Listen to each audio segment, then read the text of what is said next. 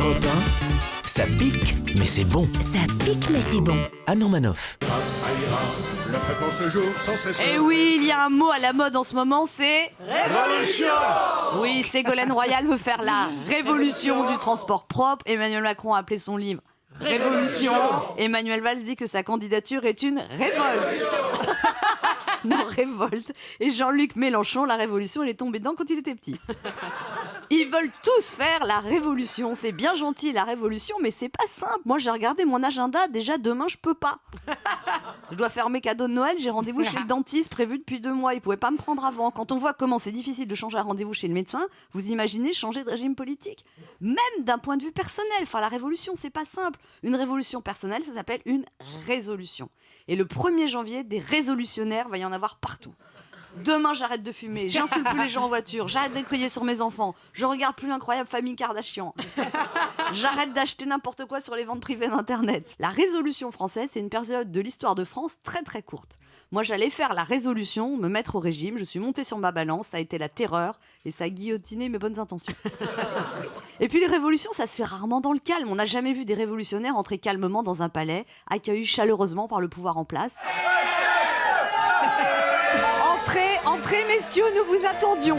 Je vais vous faire visiter. Voici la salle du conseil, mais vous pourrez redécorer comme vous voulez.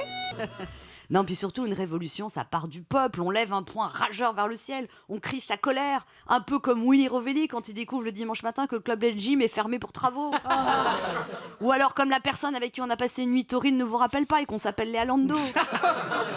Macron, c'est un révolutionnaire en Rolex et Weston. C'est Che Guevara en Bermuda. Là, on a vu que Macron, c'était un vrai révolutionnaire. C'était à la fin de son meeting, porte de Versailles. C'est d'aller partout en France pour le porter et pour gagner. Oui, alors enfin, c'est quand même un révolutionnaire qui n'a pas fini de muer. Hein. C'était pas Macron Robespierre, c'était Macron de Chaplin dans Le Dictateur. Parce que c'est notre projet. Vive la République. Vive la France. Oui, alors nous, on a saigné des oreilles et Macron s'est cassé les cordes vocales. Donnez-lui une lysopaïne ou un strepsil, s'il vous plaît. Macron, sa révolution à lui, c'est la prise de la pastille. Jeu de mots.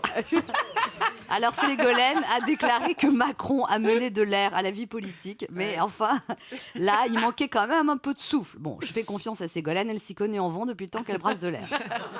Non mais c'est bizarre quand même. Valls, Macron, Mélenchon, ils veulent devenir président de la République, mais pour faire la révolution, c'est curieux.